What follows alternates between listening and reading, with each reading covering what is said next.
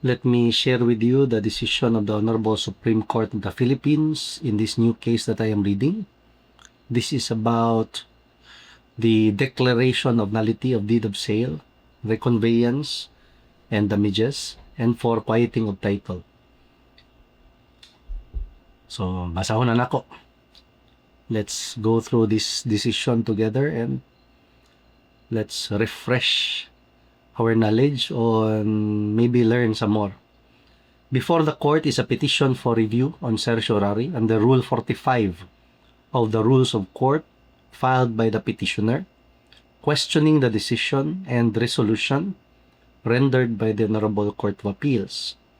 In the sale decision and the resolution, the Court of Appeals affirmed the joint decision dated 2009 rendered by the Regional Trial Court. So, duha ka civil cases mo ng joint decision.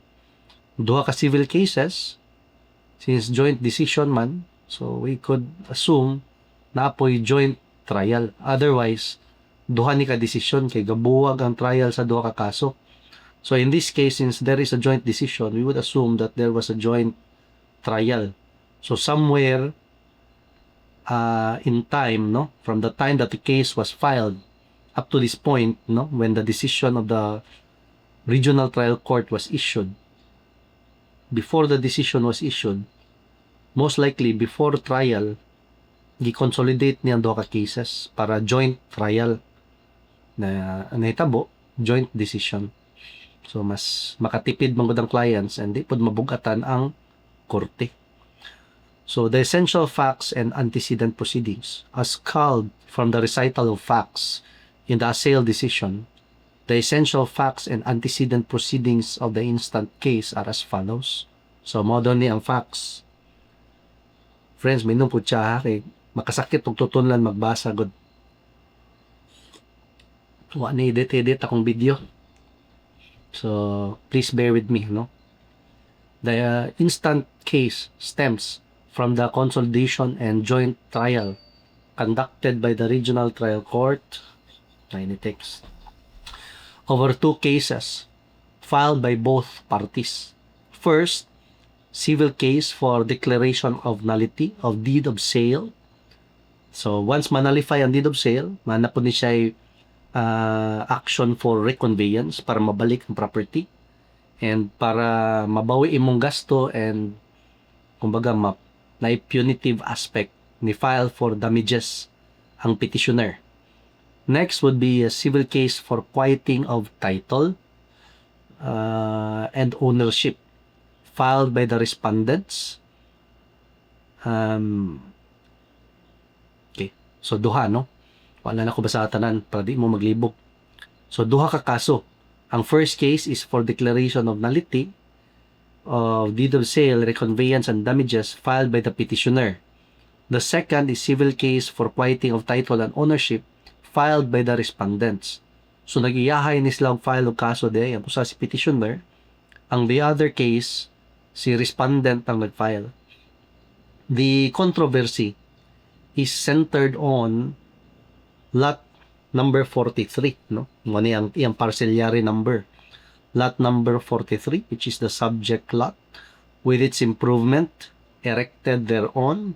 Improvement like mga buildings, houses, fences, but in this case, na building containing an area of 198 square meters, more or less, particularly described as follows.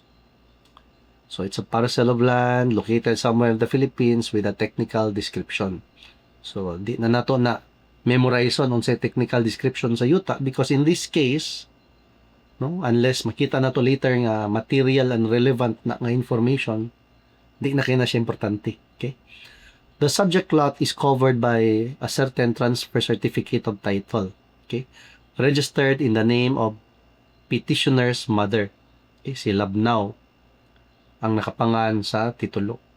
The relationship of the parties is as follows. Labnao had two children. Si petitioner, si Uy, and Julita Uy, si Julita, no? Julita produced 3 children. the respondents, heirs of Julita. Hence, petitioner Uy is the uncle of the respondents, heirs of Julita. Julita died intestate on May 9, 1976. So, the petitioner is the uncle, iyang mga pag-umangkon, nephews and nieces siguro ni, ang mga respondents, heirs of Julita. So, the children of the siblings of the petitioner. Kasad po, no? Ang pamilya ray gaway-away. The uncle versus the nephews and nieces. In his complaint for declaration of nullity of deed of sale, reconveyance and damages, petitioner Uy maintains that upon the death of Labnao in 1995, as the surviving offspring of Labnao, sa iyang parent, iyang mother, he became the owner of 1/2 share of the subject lot and subject building owned by his deceased mother, with the other half pertaining to the respondents, heirs of Julita as co-owners. Sa pagkakaroon at this point, mo sakto rin po, no? Di ka kitaon sa problema. Let's say. However, petitioner Uy discovered that the subject lot was allegedly fraudulently sold by Labnao in 1990 in favor of the respondents, heirs of Julita, through a deed of sale purportedly executed by Labnao. So, kunuhay, gi-question ni na deed of sale din from the mother of petitioner padung sa iyahang igsuon, no? Di padung sa igsuon, padung sa anak sa iyang mga igsuon. Okay, in favor of respondents, heirs of Julita. So, naa ko na'y fraudulent deed of sale, mo niyang theory ni Uy, ni petitioner, na fraudulent deed of sale which sold the subject property to the heirs of Julita. Gipagawas kuno nga iyang mama nagbaligya padung sa iyahang mga pagumangkon. Upon discovery of the falsification, napaday, iyang gi-assert that the signature of Labnao in the deed of absolute sale is a patent forgery, as shown by the findings of the Philippine National Police Crime Laboratory, Region 7. Region 7, taga Region 7 mo ko.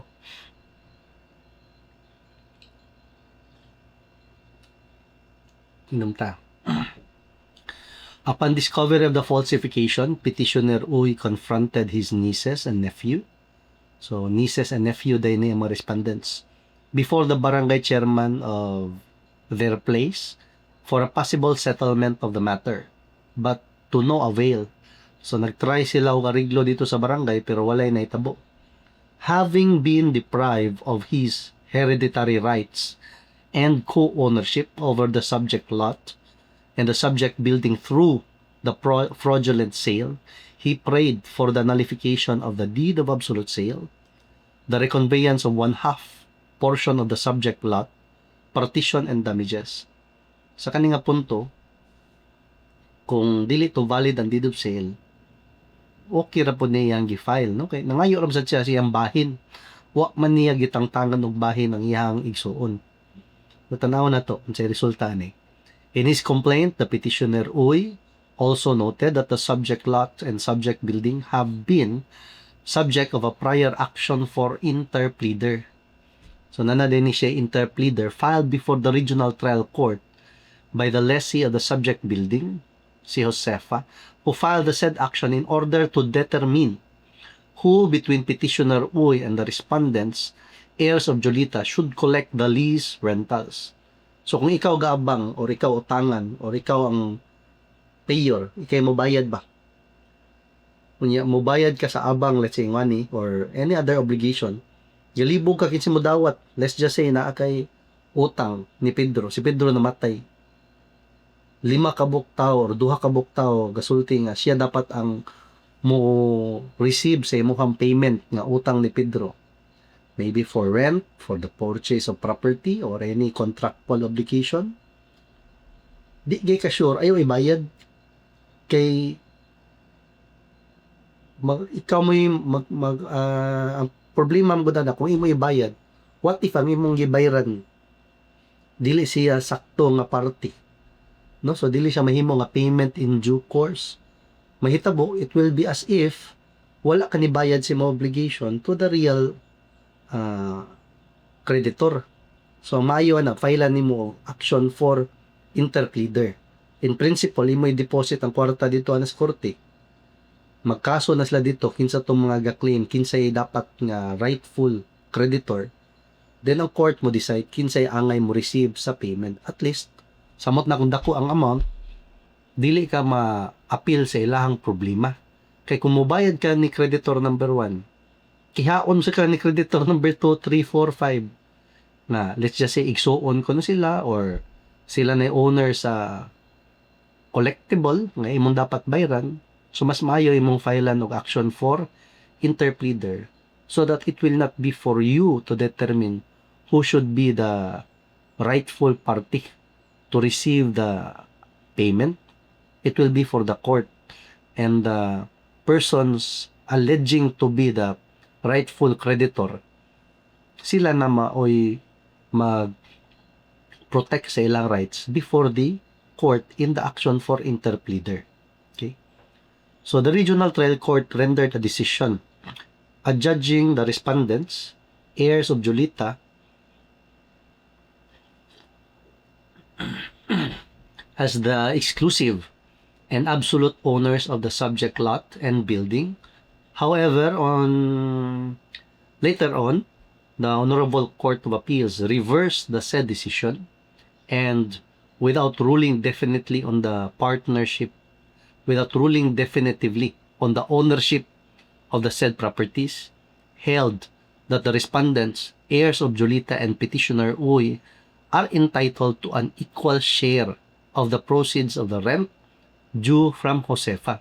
So mo'y decision sa korte, equal share. So gi-acknowledge niya nga 50% to the first sibling, 50% to the other sibling, si Julita.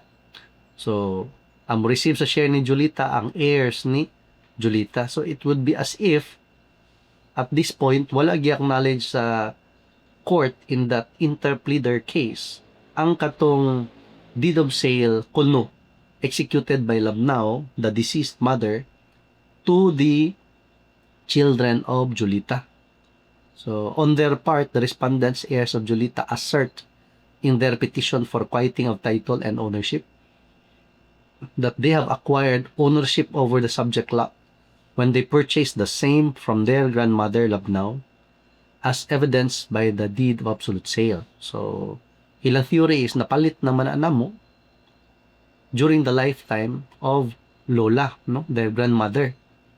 So if valid po niyan deed of absolute sale, and if it is genuine, authentic, and there was a valid sale, sakto po niyang position sa heirs ni Julita. Ang question dire, kinsa gisultig tinuod?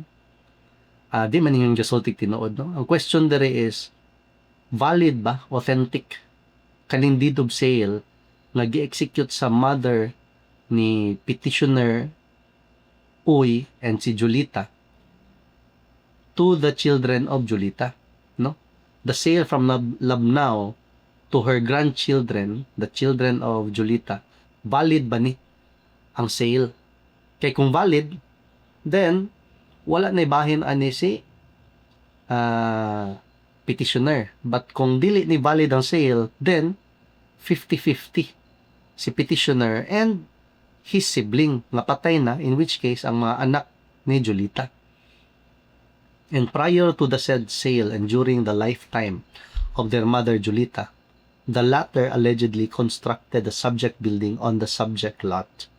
That upon the death of Julita in 1976, as surviving heirs of the latter, they became the rightful and exclusive owners of the subject building by operation of law.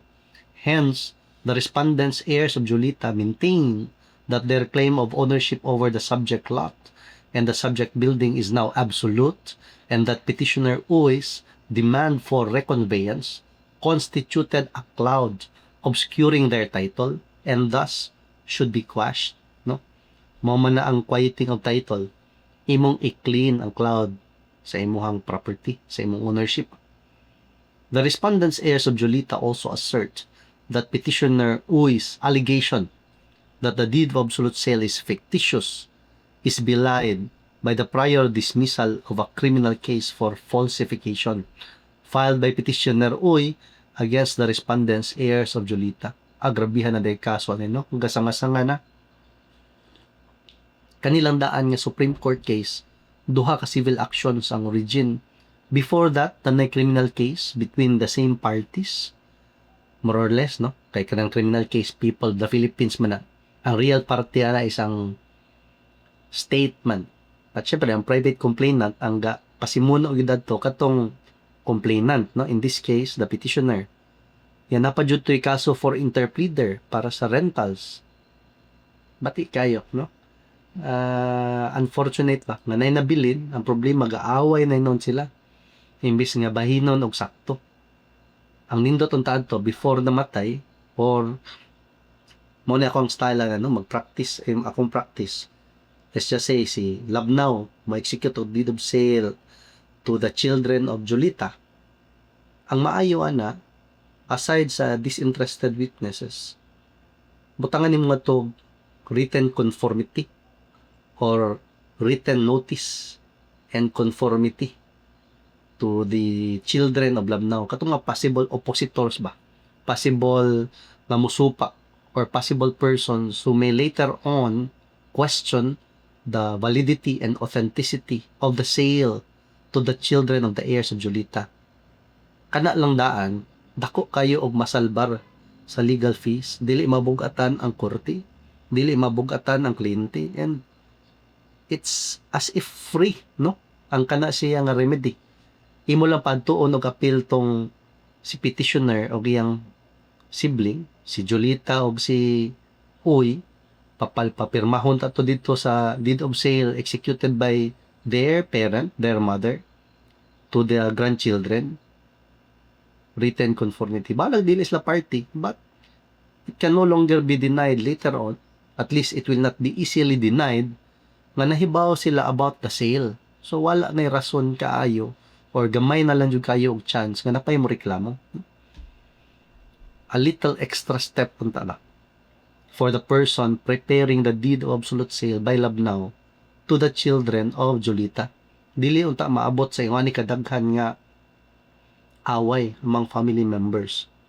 For petitioner Uy, the following witnesses were presented. Si petitioner himself, Uy, Varona, the document examiner of PNP Regional Crime Laboratory Office, number Region 7, si Sonia of the Commission on Audit, Idina Abrio, the court stenographer, and another personnel of the Municipal Trial Court. For respondents, heirs of Julita, the following witnesses were presented. The respondent, si Jessica, si Aban, one of the purported witnesses who signed the deed of absolute sale.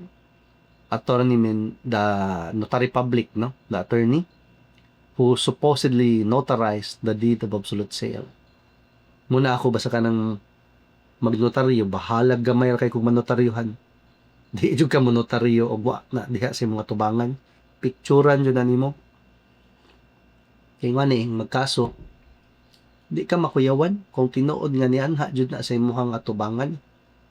Kay you don't have to make any form of explanation. Yan na mas mo tubangan, na ID. Imong gi-explikaran. Wala gitutukan og pusil para mo pirma. You don't have to worry about anything being the notary public, no? The ruling of the Regional Trial Court. The Regional Trial Court rendered in its joint decision favoring the respondents heirs of Julita. So, may favor sa validity of the sale ang Regional Trial Court, believing that there was indeed a contract of sale that was entered into between Labnaw and the respondents heirs of Julita. The Regional Trial Court held that any and all cloud on the title of the respondents heirs of Julita over the subject lot should be erased, declaring the latter as the owners of the subject lot. Further, the Regional Trial Court ordered the respondents heirs of Julita to give petitioner Uy the present value of 1/2 of the subject building as the latter's share as co-owner by way of inheritance from Labnao. So, ang yuta ra di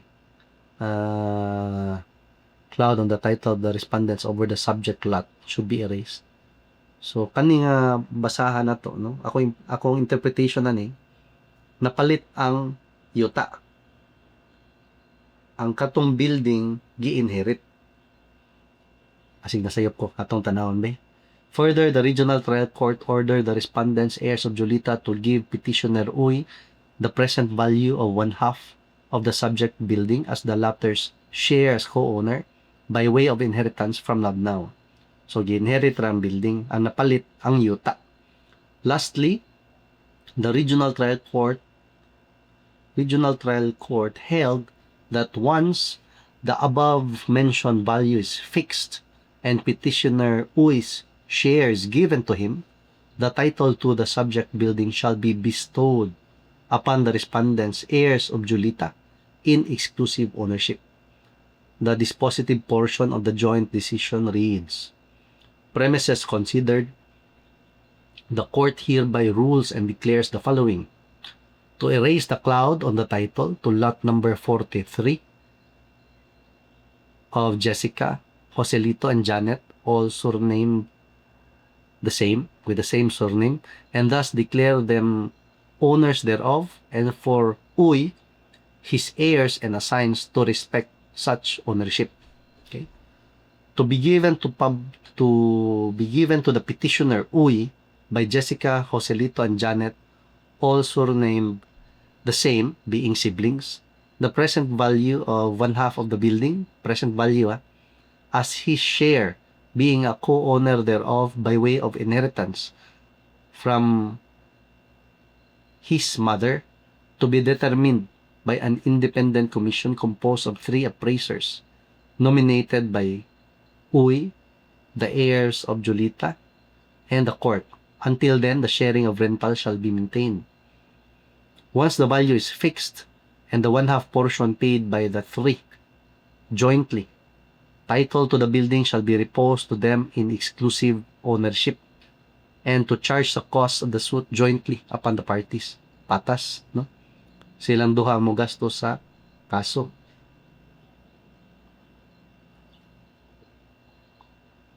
The Regional Trial Court conclusively found, and as admitted by both parties, that the subject lot initially belonged to the registered owner, Labnao, who is the predecessor in interest of both parties. Moving to the core issue of the case, the Regional Trial Court did not concur with the petitioner, Uy, that there was no contract of sale that occurred. According to the Regional Trial Court's assessment, the single and most essential evidence presented by petitioner Uy with respect to the allegation that a deed of absolute sale was falsified was a document examination undertaken by the PNP Crime Laboratory Region 7. The Regional Trial Court held that the courts are not bound by expert testimonies and was not convinced by the testimony of the handwriting expert presented by petitioner Uy.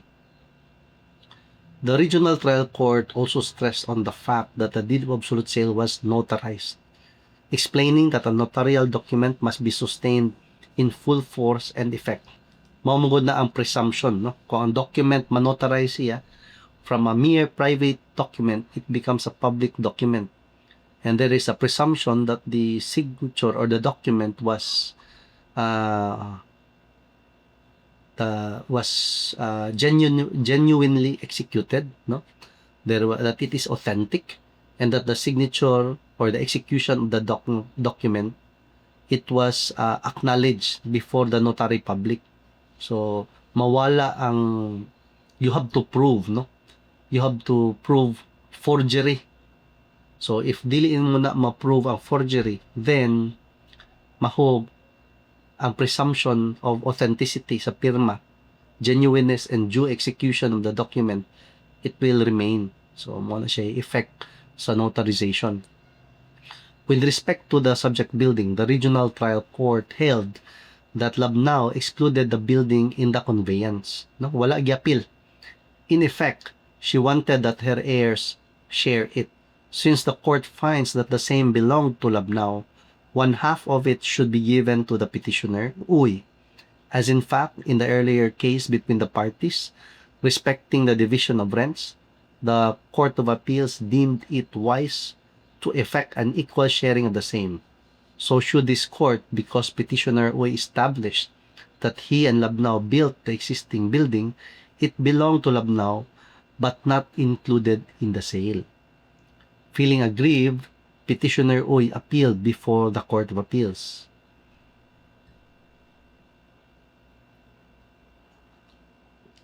Tanawa na to unsay ruling sa Court of Appeals. Kay ang punto mo diri ni Uy, nganong magbahin mi nga ako mang na-establish nga ako kung si mama, no, iya mama og siya, sila mo'y gapatukod sa building, ha? Mo na nga mo na yung fury. So sakit siyang buot nga mag 50-50 sa building. The ruling of the Court of Appeals. In the sale decision, the Court of Appeals denied the appeal for lack of merit.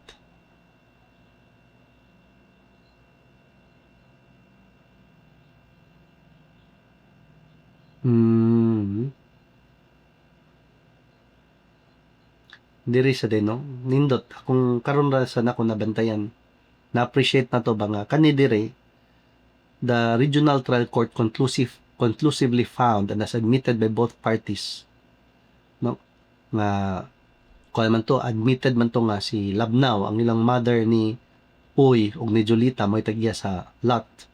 Then core issue diri is the regional trial court did not concur with the petitioner Uy that there was no contract of sale that occurred. So, as far as the regional trial court is concerned, valid ang sale from the grandmother to the grandchildren, from Labnao to the heirs of Julita. Ang gisaligan na magbud kuno, no? Ang gisaligan or the reliance of Uy was based on the document examination undertaken by the PNP Crime Laboratory. So the regional trial court did not give much weight to that to the testimony and findings of the expert witness from the PNP Crime Laboratory that the signature on the document was a forgery. So wala to gitagaan og evidentiary weight, no, in arriving at the decision. With respect to the building, the regional trial court held that it should be shared 50-50. Si petitioner wala makontento because for him, niamot nan siya pagpatukod sa building. So, dapat dili 50-50. So, the ruling of the Court of Appeals, in the sale decision, the Court of Appeals denied the appeal for lack of merit. The dispositive portion of the assailed decision reads, wherefore, premises considered, the instant appeal is denied. The joint decision issued by the regional trial court is hereby affirmed totally. So ordered. The Court of Appeals affirmed the regional trial court's joint decision because the deed of absolute sale, which conveyed and transferred the ownership of the subject land to the respondents, heirs of Julita, being duly acknowledged before a notary public, has in its favor the presumption of regularity. Muna effect sa notarization, presumption of regularity, and is conclusive as to the truthfulness of its contents. Further, the Court of Appeals explained that forgery cannot be presumed. It must be proved by clear, positive, and convincing evidence. The burden of proof lies in the party alleging forgery. Hence, the instant appeal before the Honorable Supreme Court. The Honorable Supreme Court issued a resolution requiring the respondents to file their comment on the instant petition. However, the respondents failed to file any comment. Hence, the respondents' right to file a comment on the instant petition is deemed waived, no? Okay, once mo file ang petition, ningon mo na ang appellate court. Other party na petition you file before the day, submit your written comment to the contents of the petition. Unsay inyong position, unsay inyong case theory, no? Naman na siya sa procedure, unsay butang. wa mo comment within the allowed period. So the case was submitted for decision and the right to file a comment on the petition was deemed waived. No? Issue stripped to its core unsa may issue aning kasuha before the Honorable Supreme Court. The essential issue to be resolved by the court is whether there was a contract of sale that was entered into between the parties' predecessor in interest, Labnao, and the respondents' heirs of Julita, transferring ownership over the subject lot in the latter's favor. The court's ruling, the instant petition is meritorious. The deed of absolute sale was not properly notarized. Uy, nabali. In determining whether Labnao indeed sold the subject lot to the respondents, heirs of Julita, the Court of Appeals confined its discussion mainly to the evidence concerning the authenticity and due execution of the written document denominated as deed of absolute sale, focusing on the dependability of the said document on account of its notarization. The court disagrees with the Court of Appeals finding that the deed of absolute sale was properly notarized. According to the notarial law, applicable during the time of the notarization of the deed of absolute sale, every contract, deed, or other document acknowledged before a notary public shall have certified thereon that the parties thereto have presented their proper cedula, residence certificates, or are exempt from the cedula residence tax. The presentation of competent evidence of identity is required where a document is acknowledged before a notary public to ascertain the identity or identities of the persons appearing before him and to avoid impostors. In the instant case, as confirmed by the Regional Trial Court, the notary public admitted that he did not ask from Labnao any competent evidence of her identity and merely asked if she was the one who signed the document. On cross-examination, Attorney Mendiola, the notary public, unequivocally admitted, no? So, clearly ba? Absolutely. Walay dual meaning. Klaro. Unequivocally admitted that he no longer verified the identity of the old woman. Ano po ka? Mao man yung notaryo ka, mangayo man ka sa ID, sa mo tatwa ka kaila. Pero lang kung nakaila ka ng tawhana, like silingan nimo, tapad sa inyong balay, kaila jud ka na niya, usahay man gani, masin silingan nimo, mangayo ka sa ID kay ang angga raman nimo na ilhan, wa man sa kakabaw sa tinuod nga spelling sa or full name anang tawhana. Because the deed of absolute sale was not properly notarized, it cannot be presumed, contrary to the Court of Appeals holding, to have been regularly executed. So, nadisgrasya ang notarization sa deed of absolute sale. Atong tanawon niya rin kung nawala ba ang validity sa deed of sale tungod sa kaning improper notarization. Kay kaning nga ruling, this ruling of the Honorable Supreme Court merely resolve the issue on the propriety or on how the notarization was done, whether it was proper or not, no? Whether the presumption of the authenticity, genuineness, and due execution of the document will remain standing, or will it no longer be available for the parties of the sale or the respondents heirs of Julita to avail of, no? Naapa ba ang presumption or wala na, no? Wala man daw ma-properly notarized.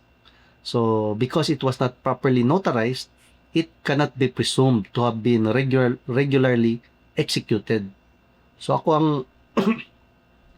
anticipation ani, pumunta ka butog basa sa ubos, murag mahog nga the genuineness and due execution of the document can still be established, but by evidence. It will no longer be presumed, but it should be established by evidence because there was no proper notarization. More na effect. But let's see kung mubarog pa ba gihapon ang deed of absolute sale. the existence of an alleged notarized deed of sale is not decisive as to the existence and validity of a contract of sale.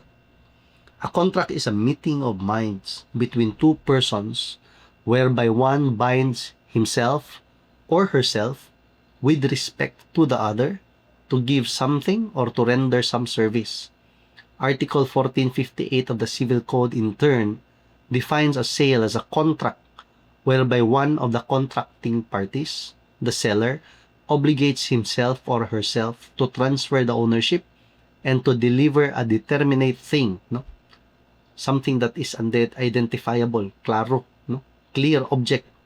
And the other party, the buyer, obligates himself or herself to pay therefore a price, certain in money or its equivalent. Thus, the elements of a contract of sale are consent, object, and price in money or its equivalent. The absence of any of these essential elements negates the existence of a perfected contract of sale.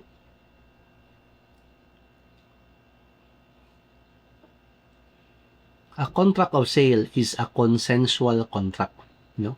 Under Article 1475 of the Civil Code, the contract of sale is perfected at the moment there is a meeting of minds upon the thing which is the object of the contract and upon the price. Because a contract of sale is a consensual contract, no particular form is required for its validity. Thus, even if there is a document that purports to be a contract of sale, if there is strong countervailing evidence, no? If there is strong countervailing evidence establishing the want of consent or meeting of the minds, there is no contract of sale. In a case, it was held that the notarization of a document does not guarantee its validity because it is not the function of the notary public to validate an instrument that was never intended by the parties to have any binding legal effect. Neither is the notarization of the document conclusive as to the nature of the transaction, nor is it conclusive of the true agreement of the parties thereto. Simply stated, the existence, veracity, and authenticity of a notarized written deed of sale do not conclusively determine whether all the essential requisites of the contract are present. Applying the foregoing to the instant case, as made clear in the respondent's heirs of Julita's formal offer of exhibits or documentary evidence, kay once mangod mahuman ka og present sa imuhang testimonial evidence or witnesses under Rule 132, Section 35, you must formally offer your evidence because that is required under Rule 132, Section 34, where the Honorable Trial Court cannot consider any evidence in the resolution of its case if it was not formally offered by the party offering such exhibit. No? Applying the foregoing to the instant case as made clear in the formal offer of the respondents, there is no other documentary evidence that had been offered to prove that a contract of sale was entered into by the parties aside from the deed of absolute sale. The only other evidence presented to prove the existence of a contract of sale is the testimony of Respondent Jessica. A careful review of the sworn testimony of Respondent Jessica reveals that the Respondent's heirs of Julita never consented to enter into any contract of sale, completely belying the contents of the deed of absolute sale. Otherwise stated, Respondent Jessica's testimony establishes that there was, in fact, no meeting of minds with respect to the alleged sale of the subject lot. Respondent Jessica never testified that the respondent's heirs of Julita approached Labnao to offer to buy the subject lot, nor did she testify that the respondent's heirs of Julita consented to purchase the subject lot. As well, she never testified that Labnao had approached them to offer to sell the subject lot.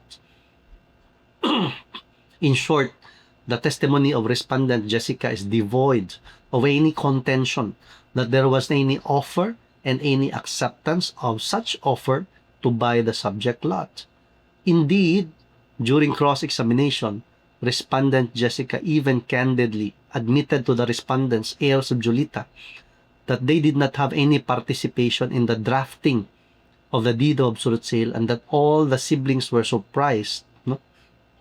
They were surprised when this document was given to them by Labnao in 1 month after the purported execution of the deed of absolute sale, which was the first time they ever saw the document. So when this alleged witness signed this document, you were not present? Yes, sir. Mo ang cross-examination. And also when Eufronia Labnao allegedly signed this document, you were not present also, is it not? Yes, sir. And on the second page, there is here a signature above the rubber stamp, Jose A. Mendiola, Rotary Public. Were you present when this was notarized? No, sir. How did you come into possession of this document? The answer: we were having a vacation somewhere, Janet and Osilito, and we were summoned by our grandmother to see her. When we met her, she gave this document to us saying, keep this because this is yours. So mura siya donation, gipagawas lang nga deed of sale, no? At this point ba? When was that? When you were called up by your grandmother, Eufronia Labnao? It was in the month of May. And were you surprised? Were you surprised by your Lola who gave that document to you? Yes, sir. You were surprised because you did not have any agreement with your Lola regarding the share of this particular lot? Yes, sir. And that was the first time you came to know that the land conveyed by lot, that the land covered by lot number 43 of the cadastral survey and the improvement of the building was given to you by your Lola. Only the lot, not the building. Now, when this document was handed to you by your Lola, you just look at said deed of absolute sale, is it not? Yes, sir. This deed of absolute sale. And Joselito was also present that time? Yes, sir. Also Janet? Yes, sir. And that was the only time that you talk about this land, lot number 43 with your grandmother Labnao? Yes, sir. So basically, taas pa kayo. Muna siya naitabo nga kuan kaning cross-examination.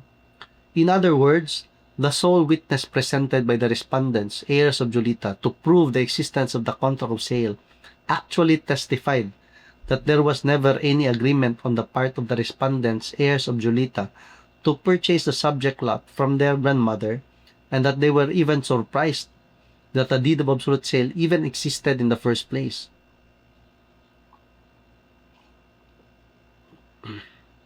To the mind of the court, therefore, there was no valid contract of sale in the first place, no? Ug ako pod, mo agree pud ko na, no? Kato siya di panganlan og deed of sale, but actually it was more of like a donation. The problem is, for a donation of a real property, there has to be a written deed of donation with a written deed of acceptance. Both instruments must be notarized, no? Pwede po na siya one instrument lang, ang donation of acceptance, signed by the donor and the donee, and it must be notarized during the lifetime of both the donor and donee. In this case, di na pwede nimo ma-remedyo, no? Kaya patay naman. And even if gidonate, the donation is like an advance inheritance. It could still be computed as part of the part of the estate. Aside from the foregoing, it does not escape the court's attention that the purported deed of absolute sale was never registered with the Registry of Deeds, nor was the deed of absolute sale annotated on the subject transfer certificate of title. In fact, the subject transfer certificate of title was never transferred to the names of the supposed buyers, remaining to be registered in the name of Labnao. If there was truly a legitimate and genuine transaction that occurred, the supposed buyers, according to ordinary human experience, would have endeavored to secure the registration of the deed of absolute sale and facilitate the transfer of the subject transfer certificate of title in their name.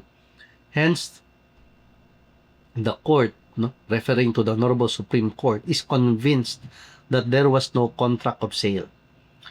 Void donation of an immovable property. Murag mao na ni akong istorya ganina. Kay kanang donation gani nga inato. Okay lang na kung gi-donate sa imo sabon, cake, lechon. Pero kanang yuta, kailangan na siya in writing and in a public instrument. What the court deduces from the facts on record is that Labnao's intention was to ensure that her grandchildren, the respondents, heirs of Julita, would exclusively receive the subject lot. Thus, instead of simply donating the property, Labnao opted to simply simulate a contract of sale. So, simulated contract of sale gini siya. Kani siya marag sakto gini no kanang makaingon ta nga based on the cross-examination of the witness, mao jud ni nahitabo. Unfortunately, even as a transfer of the subject lot to the respondents heirs of Julita, the deed of absolute sale cannot be considered a valid donation. According to Article 749 of the Civil Code, in order for a donation of an immovable property to be considered valid, the donation must be made in a public document specifying therein the property donated and the value of the charges which the donee must satisfy. In the instant case, as already explained, the deed of absolute sale was not properly notarized, making it a private document. Hence, there was no donation made in a public document. So, muna'y luoy. At this point, di na nimo na maremedyo nga sayop. No? Patay naman. Moreover, Article 749 of the Civil Code additionally requires that the donee manifests his or her acceptance of the donation of the immovable property. Muna akong isulti ganina. Either in the same public instrument, o sahon, or ibuwag, or in a separate instrument. If the donee accepts the donation in a separate instrument, the donor should be notified thereof in an authentic form, and this step shall be noted in both instruments. In the instant case, there was no acceptance of any donation manifested by the respondents heirs of Julita in the unilaterally executed deed of absolute sale. There was also no separate instrument that was executed by the respondents heirs of Julita for the purpose of accepting any donation from their grandmother. Simply stated, the formalities of making and accepting a donation of an immovable property required under Article 749 of the Civil Code were not observed. The donation of real property is void without the formalities stated in Article 749 of the Civil Code. If it were a valid donation, it would have been collated back to the estate of Labnao pursuant to Articles 908. No? Mabalik siya sa estate because it had never been successfully excluded from the estate pursuant to a sale. No? Even if it were a valid donation, it would have been collated back. No? Kaya appeal man na siya, more siya advance inheritance to the estate of Labnao pursuant to Articles 908 and 1064 of the Civil Code. And Petitioner Uy and the respondents heirs of Julita would have divided the estate of Labnao equally, with Petitioner Uy inheriting in his own right and the respondents heirs of Julita inheriting as a group per sterpis or by right of representation. Kaya si Labnao to Uy, anak man siya ni si Uy, anak man ni Labnao, so he is inheriting in his own right. Kani siya mga anak ni Julita, they are inheriting by right of representation. Ang ilang nadawat, bahin ra sila mama, dili sila equal share ni uncle nila, no? Muna yung difference sa right of representation o inheritance in your own right, no? So, if right of representation, ang pag-compute sa inyo share per sterpis. Okay? In conclusion, hence, considering that there is no valid contract of sale or donation of immovable property transferring the subject lot from Labnao to the respondents heirs of Julita, and bearing in mind that the regional trial court's holding in the joint decision that the subject building is under the co-ownership of Petitioner Uy and the respondents heirs of Julita was left undisturbed, the court holds that both the subject lot and building are under the co-ownership of Petitioner Uy and the respondents heirs of Julita as the intestate heirs of Labnao. Thereafter, the parties may choose to either judicially or extrajudicially partition the co-owned properties. Wherefore, the instant petition is granted, the sale decision and the sale resolution of the Court of Appeals are reversed and set aside, necessarily the joint decision is vacated, no, sa regional trial court. The deed of absolute sale is declared null and void, na walang bisa, no. Successfully napawalang bisa ang deed of absolute sale. So nabalik siya sa estate and it is now co-owned by Uy and the respondents, being the representatives of their deceased mother, Julita. Maigsuon ni Uy, no? Okay. Kung man ni, uncle versus nephews, uncle versus nieces and nephew. So ordered. Nahuman na to. Ang full decision aning quieting of title, nullity of deed of sale, reconveyance, damages. Duha ka cases na consolidate pagkahuman na jointly tried, then ay joint decision. So nindot, diba? Makita pa nimo giun sa pag cross-examine during trial and how it was established that in fact there was no valid sale and the intention was really of a donation. Unfortunately, despite the clear presence of donative intent of the grandmother, it failed to comply with the formalities required by law to perfect a valid donation. Okay? So I'll see you in the next case. Taas-taas. But, di ba? Nindot siya nga kaso. Maka-refresh sa itong naibawan, maka-clarify. So, I hope it helps. Thank you.